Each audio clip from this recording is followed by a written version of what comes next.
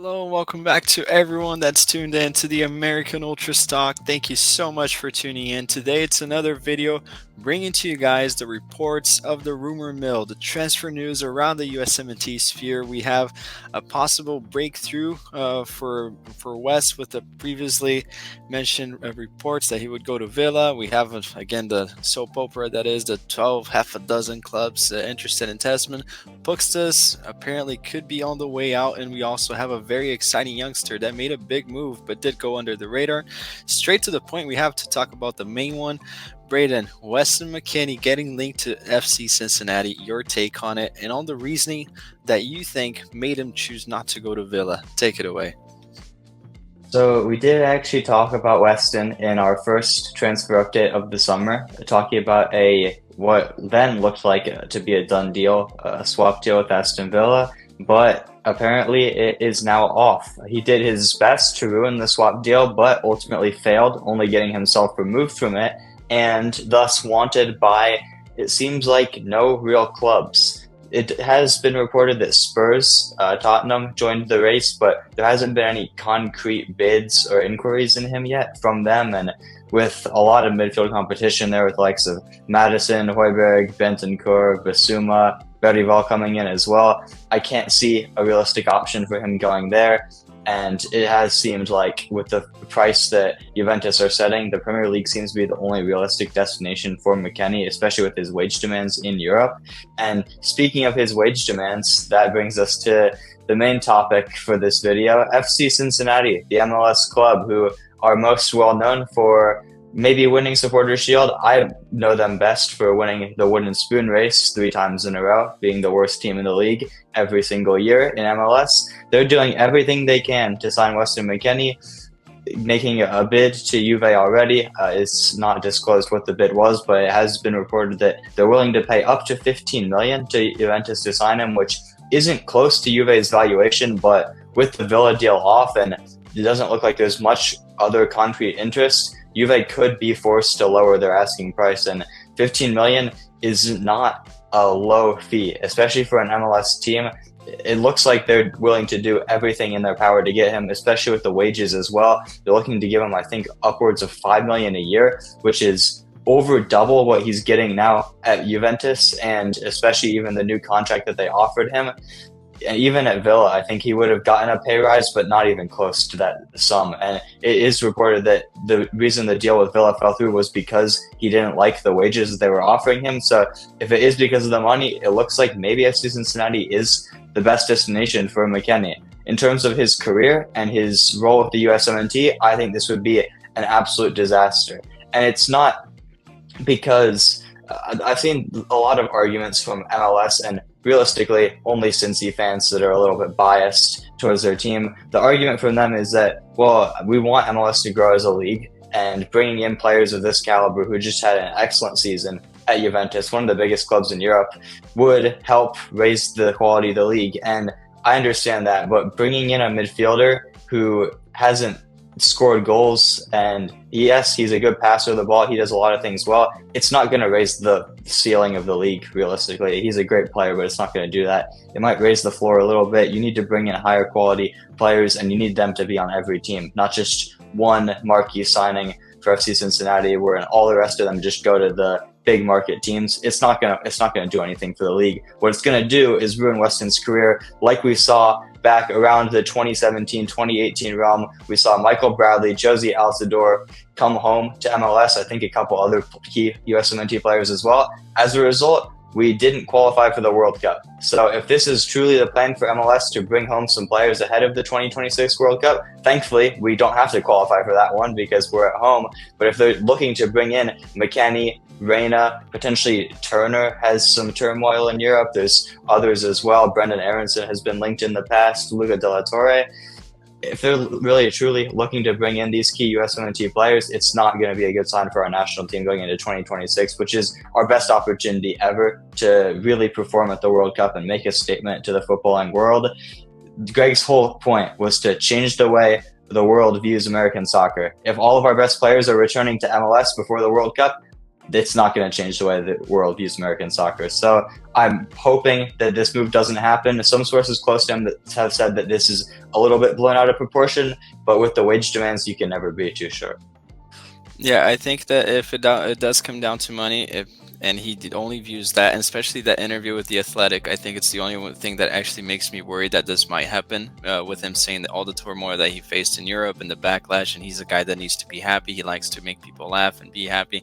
This would be a safe environment for him. But I hope that it's just maybe something that he's using as leverage for perhaps a better deal with other clubs in Europe that see that, hey, listen, it's not that much, you can pursue him to stay here in a better league, and this guy will likely see out his career in Europe, and I hope that that's the case. But yeah, let's stay updated into this, and hopefully next week we report that it's not going to happen. But moving on right here to another midfielder, Johnny Cardoso reportedly has some interest and a possibility to play in Champions League. Braden, what have you found for us? Any concrete clubs? Because allegedly they were unnamed. A few have popped up here and there, and I'd like to ask you, do you think it's a step too soon? And which club would you like to see him play for? Yeah, actually, as we're recording this, a couple clubs have come out. The main ones being PSG, Juventus, which would be a very interesting story if they replaced McKennie with Johnny, and then Roma as well, alongside Galatasaray, who are the only ones who have actually made a concrete bid so far, 18 million euros, although Real Betis apparently are holding out for a 25 million to 30 million valuation. They don't want to sell him by any means. He's been an excellent addition since he joined them in January from Internacional in Brazil. But it has been said that if a club does meet their valuation, they will sell him. So it opens the door for these bigger clubs. I mean, we've seen other interest from La Liga teams in the past while the season was going on. Now it seems like PSG, Juventus, Roma are the real suitors. I don't think Galatasaray have what it takes to pay that much money for a player, especially one if it's a 6. I mean, they have a lot of solid players on their team already, some that they've poached from various clubs around Europe. I just don't see it happening, and I really hope it doesn't, because it's a huge step down from Real Betis. I think anyone can agree that we'd much rather have him stay in La Liga with Betis, fighting for a European challenge. But the other clubs, I think it can't be denied, are a bit of a step up, especially PSG and Juve. Although I will say, with PSG's midfield competition, Fabian Ruiz has been looking sensational for Spain at the Euros. Vitinha as well for Portugal has been good. Ugarte is a key part of Uruguay's team. And of course, the star boy Warren Zaire-Emery already making France's team for the Euros. And I mean, we see the depth that France have. They could have 2 or 3 national teams and still be contenders for the World Cup. So the fact that Zaire-Emery as a teenager is still making their first team and is such a crucial part to PSG, I can't see Johnny breaking into that midfield. I don't think it's a realistic option for him. I hope it's just smoke, because, I mean, PSG seems to be linked to a lot of players and they have so much money. They're one of the only clubs in the French league, especially due to the turmoil that Ligue 1 has right now, that can actually afford to buy players. I just can't see it happening. Juve, they just bought Douglas Luiz. They're still in for Tion Koopmeiners from Atalanta. I can't see them getting another 6 with those 2 additions. I just really don't think is a realistic option for Johnny. The midfield depth is too much, and with the way that McKennie has been treated by fans, I don't know if it's exactly the best situation for an American to go into. Out of all the clubs that have been linked, Roma's the best option by far for me, but there's still, I would say, more competition for a spot than there is at Real Betis. I think he should just stay for another season. It's too early to make a jump up. I'm not saying he's not ready for it, granted, but I am saying I think he should establish himself fully. A full season at Real Betis, help them get qualification for Europe, maybe even Champions League, and then make a move next summer to a big team that actually has a good spot for him that he can be a locked-in starter. Yeah, and I do agree with you, but on the Roma one, if he was to go with his exact same salary right now, which is reported around 1.2 mil a year, he would be amongst already the top 10 best paid in Roma. They're notoriously on some very, very tough waters when it comes to finances, so I don't really see it happening. Maybe they free up some space, getting rid of Lukaku somehow, and then they can add him, but I don't really see. I just think that Roma's broke these days, so they always look for better deals. Johnny's on a high. I think that it wouldn't make much sense for them, but if it was to happen, I agree with you, that's the best destination. But I think for now, it's a step too soon. Let's just settle down, have a full-on season with Real Betis, drive up the values, best for everyone, better for Johnny, more acclimated to Europe. Better for Betis, a higher sell-on fee. I don't see a reason for this happening, and I hope that Galatasaray is not serious, because I actually think they do have the money. They have a very rich owner, and I think that if they do, and Real Betis does sell on just based on meeting the clause, what an L. They would be being very short-sighted for this one. So hopefully it's just some steam right there that won't really pick up. Now moving on to another one that I actually think, well, if reports or anything to go by, can actually happen. CCV, as we see it now, every transfer window, he's kind of kept Scotland for whatever, take that for what you will. It's a very weak league. He has lots of reported interest abroad, some even from the same league in the Turkish Super League.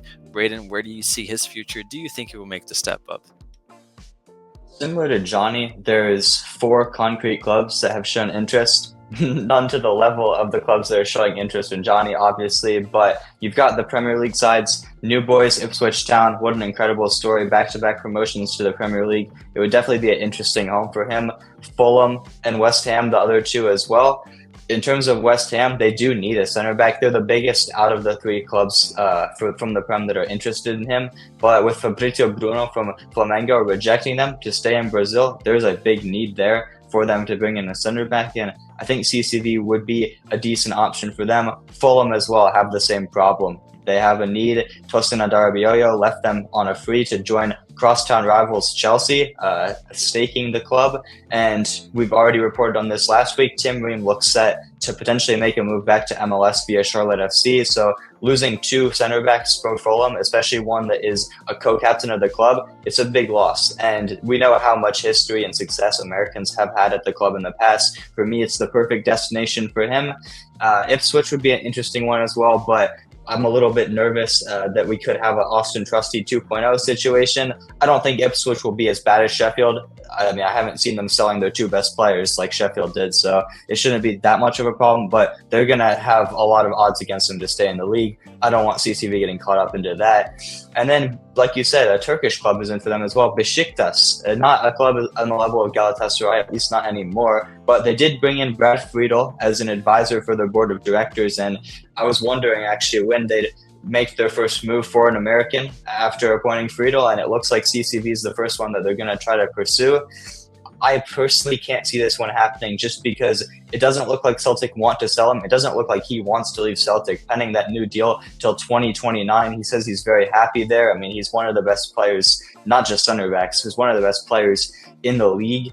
And Besiktas are at a traditionally historic low point right now. Didn't even qualify for Europe, finished 6th in the Turkish league, and that's the one thing. Neither the Turkish league or Scottish league are particularly strong. Turkey, I think, has a severe advantage over Scotland, but Celtic do have European football to back on, and Besiktas don't have that. So if those are the 2 options, I would actually rather him stay at Celtic. I'd prefer him to go to the Premier League, any of the 3 sides. Fulham would probably be my favorite, but really any of them where he can go challenge himself in a harder league. Personally, I mean, I've been very critical of CCV in the past. I still don't think he's Premier League quality, but I would love to be proven wrong, and the only way for that to happen is for him to test the waters, step out of his comfort zone, and actually make the move. Do I think it will happen? No. Do I hope it will happen? Yes.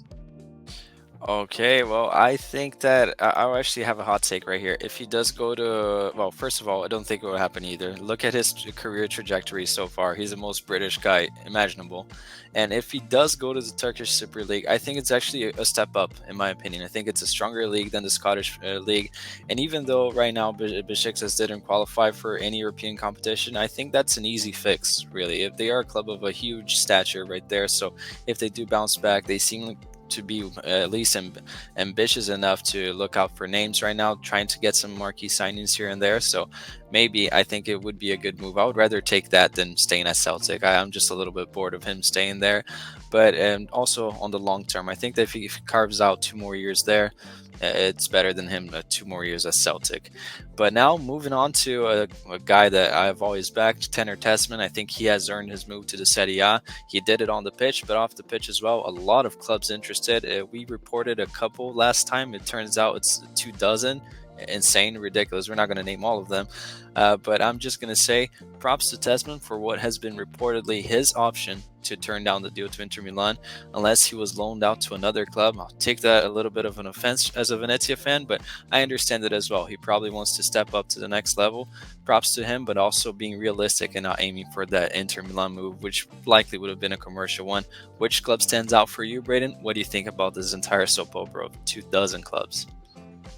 Yeah, like you said, this is a similar situation to McKennie, where in our first transfer update video, we were reporting on the player. It looked like there was a concrete deal that was in heavily advanced talks, but it seems to have broken down. And like you said, reports coming out of Italy that basically he's the most wanted man in the entire country. Over 24 clubs being interested in him, and a couple abroad as well, but no concrete names have been listed as of yet. I think the most notable ones are still Inter. They're still in the race, trying to figure out the final deals. I think Venezia would prefer that one because it's the only option where they get to keep him for another year, which is obviously the goal of theirs, to help them stay up and fight relegation, hopefully stay in this Serie A. And then after that, they'll have the funds, especially from the TV deals that Serie A brings, to bring a proper replacement in for Tessmann, because he was, in my opinion, their best player last season, such a crucial part in the team. And without him, I can't see them staying up, to be completely honest. Torino as well, it seems to be another favorite. The Venezia manager from last year, Vanoli, has gone to Torino, and he's looking to bring in a couple players with him, Tessmann being one of the key ones. And I think it makes sense. They're not too big of a step up, but it is a very respectable mid-table club that could maybe push for a European spot, depending. And we see how many Serie A clubs have made European spots last season. So if that trend continues, maybe Torino could sneak in an 8th next season, especially with the addition of Tessmann. I think he has a pretty easy spot just starting there. So for me, that's my preferred option. Some other clubs that have been mentioned: Fiorentina, Atalanta, Bologna, Napoli, Parma, Como. I will say, for a couple of them, Atalanta, I do think he could actually fit into the team, especially with Tim Koopmeiners, like I mentioned earlier, looking to go to Juventus. I think there is a spot opening up there. For Bologna, I'm not sure if he'd start. Remo Freuler has been superb for them, especially last season, and even at the Euros as well with Switzerland. He's been very good. He is 32, so Tessmann could see himself as the future 6 of the club, but for now, I don't think he'd be a locked-in starter, so there are other moves that I prioritize. For Fiorentina, they did play a double pivot, although it must be said their manager did actually go to Bologna, so maybe Bologna would adapt their system to be able to fit Freuler and Tessmann. But regardless, if either one of those clubs ends up playing a double pivot, I do think he could fit in there after trying to beat out another player and ultimately taking their spot. And then I do think Napoli is another spot where he actually could start, which is something that is completely crazy to say, especially if we had said that last year after they won the Scudetto, we would have been called crazy. But they're in a huge turmoil right now. I don't think it's smart to go to a club in as big of a mess as them. And then the final ones, the newly promoted sides, I don't see a point. If you're going to be with a newly promoted side, maybe Parma's a better team, maybe even Como's a better team, but I don't think the gap is that significant that it's worth making the move. Just stay at Venezia at that point and try to help your club that you've been a part of for so long and even become a captain at times. Stay there, help them fight. Ultimately, I would pick Torino for him. I think it's the perfect middle ground of a big step up, but not too big to the level of a Champions League level club that maybe he wouldn't get the most playing time, or with Inter be a commercial signing. I think Torino works out perfectly. Yeah, I agree. I think that him and Linetti could even work out together, but I think he's a better player than Linetti. With Vanoli knowing him really well, I think that that's the better move. And I'm just going to say, I was really high on the Bologna move, but last week, the fans stormed onto the training grounds, and they are going through huge changes. The lack of signings, and also selling some of their key players, Xerxes in particular, made the fans very upset. Orsolini seems to be possibly on the move as well. So I think that Bologna, with the way that they're going, the direction they're going, wouldn't be a good signing. Maybe he could get blamed and scapegoated if they don't turn out to do well in the Champions League and domestically as well. But now moving on to a player that, well, doesn't seem to be leaving the domestic soccer that he's integrated in at the moment, Rokas Pukštas. Hajduk split. I mean, honestly, I used to like the club, kind of cheered on for them during the season at times, but what a no. They held this guy hostage, not releasing him to Olympic camps, and now apparently they have confirmed they won't release him even if he gets called up to the Olympics, and they seem to be very restrictive on selling him as well. There is some concrete rumors right out there, Braden. Which ones are the most notorious one? And do you think that he should leave as soon as possible? Yeah, I think we should all just say to Hajduk Split, thank you for your service in developing him into a professional player, and especially thank you so much for ruining his U.S. Youth National Team career. So helpful not having him go to the U20 World Cup. I think he showed up late after the group stages. Incredible work from them, and then not releasing him for all the Olympic camps. He was at a couple recent ones, but now the news coming out that if he is still at the club, even if he's called into the final Olympic roster, they won't release him. Thanks for nothing, Hajduk Split. That's all I have to say. I think it is time for him to leave from a footballing aspect as well. He's outgrown the club. He's their most valuable asset now, and that's why they do value him so heavily. They're trying to find the perfect destination for him to go, because there has been some interest from some very high-profile clubs. The likes of Arsenal, West Ham, and Aston Villa have all been linked from the Premier League. Personally, I'm not loving the fact that those are the teams that seem to be in for him, because, I mean, two of them are going to be in the Champions League next season, and the other is still, I mean, we mentioned them earlier with CCV. It's a very respectable club. They won a European trophy very recently. They have no need for a new midfielder. I think their midfield is stacked right now with the likes of Edson Alvarez, although his injury, we'll see how that develops. Souček, Ward-Prowse, Lucas Paquetá, if he doesn't get a lifetime ban. I don't think there's a current need for a midfielder for them. That could end up changing. But regardless, I don't think Pukštas is ready for the Premier League. I think that's a huge step up for him to make.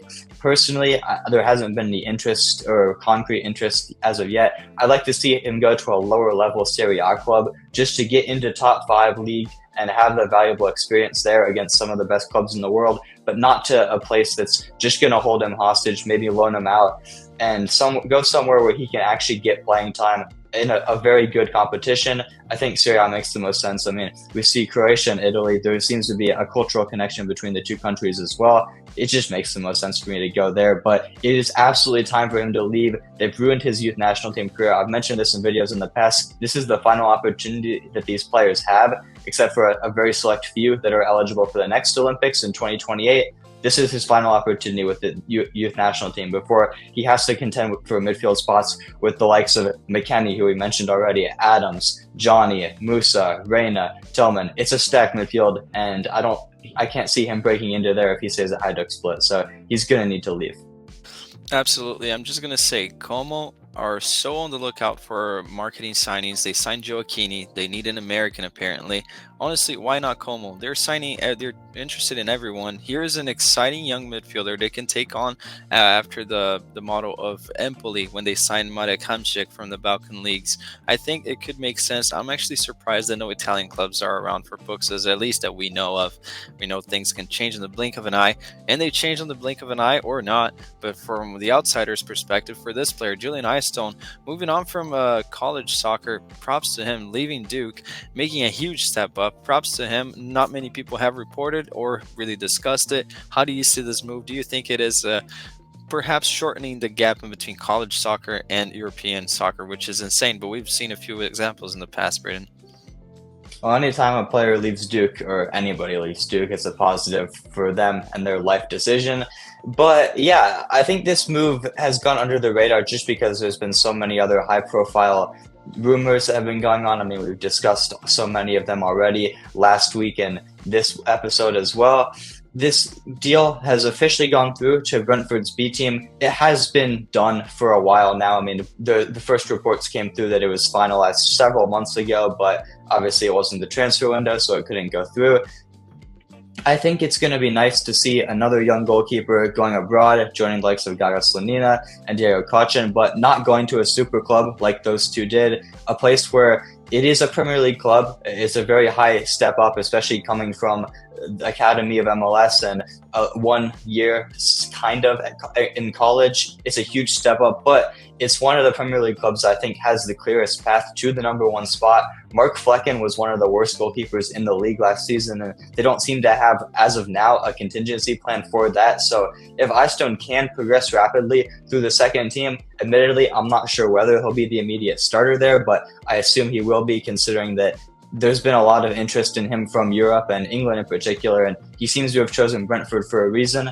If he sees himself progressing rapidly, who knows? Maybe he could be in the Premier League sooner rather than later. And I think it's good that we have so many new up-and-coming goalkeepers, because we all know the current state of the goalkeepers in the USMNT isn't great, despite Turner's heroic performance against Brazil. It is going to be time for an upgrade sooner rather than later, and this could be another perfect opportunity for Eyestone as well to potentially challenge for the #1 spot at the CONCACAF U20 Championships this summer. Diego Cochin probably won't be there. I don't foresee Barcelona releasing him for that. He's going to be in first team training with them, as he has been the entire season. So it's between Eyestone, Gavin Beavers from RSL, Adam Beaudry from Colorado Rapids, and possibly Andrew Rick from the Union, who hasn't been called up yet, but did just make his MLS debut, which is something that Beaudry hasn't done. So who knows? There are a lot of options there, but with Eyestone making the move to Europe, he'll be the only European option out of the group. Maybe he can challenge for the #1 spot, which could be a big development in his career. And I think ultimately this move puts him in a big position. Yeah, and getting in the mix, just getting to Europe at such an early age, we know goalkeepers, they have plenty of time. There's not really a rush, even though we would like to see some rush, because I think better options are needed for this talented group of players. But hey, we are come to the end of this week's Rumor Mill, the transfer news that we brought to you guys. Let us know down in the comments below which ones do you guys like from these ones, the ones that you don't like, which ones you'd like to see, and which players, if not mentioned anywhere so far, you would like to see get a move during the summer. Always a nice topic for us to discuss. So thank you so much. Please make sure to leave a like, subscribe, share it with your friends, and we'll see you next time.